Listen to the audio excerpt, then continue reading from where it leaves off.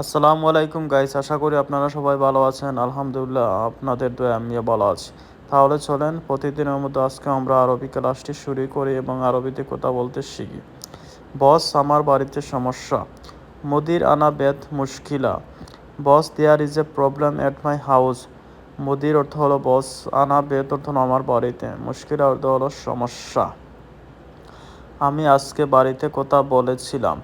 আনা আলিয়ম বেত খাল্লাম। I spoke at home today.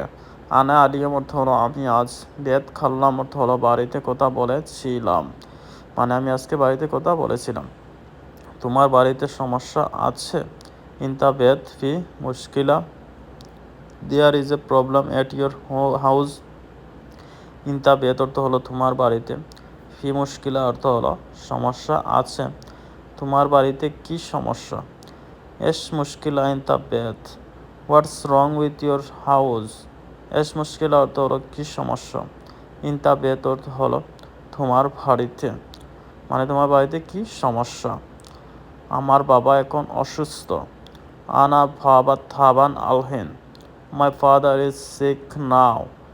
আনা বাবা অর্থ হলো আমার বাবা, থাবান আলহিন অর্থ হলো এখন অসুস্থ।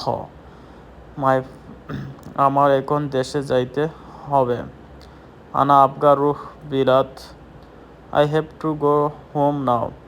আনা আবগা অর্থ হলো আমার লাগবে। রু বিলাত অর্থ হলো দেশে যাইতে, মানে আমার এখন দেশে যাইতে হবে। তুমি এখন দেশে যাবে। ইনতা আলহিন রু বিলাত। You will go home now. ইনতা আলহিন অর্থ হলো তুমি এখন, রু বিলাত অর্থ হলো দেশে যাবে, মানে তুমি এখন দেশে যাবে। এখন তুমি কিভাবে যাবে। আলহিন ইনতা কেফ রু। How are you going now. আলহিন অর্থ হলো এখন, ইনতা অর্থ হলো তুমি, কেফ রু অর্থ হলো কিভাবে যাবে। তোমাকে অবশ্যই এখানে থাকতে হবে। ইনতা লাজিম মজুদ হ্যাঁ না।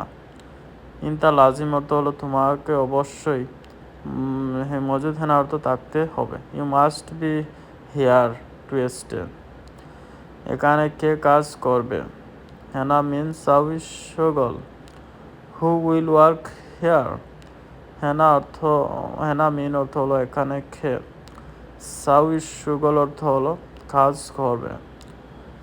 এখানে আমার বন্ধু কাজ করবে। আনা সাদিক সাউই সুগল হেনা। My friend will work here. আনা সাদিক অর্থ হলো আমার বন্ধু, সাউই অর্থ হলো করবে, সুগল হেনা অর্থ হলো কাজ এখানে।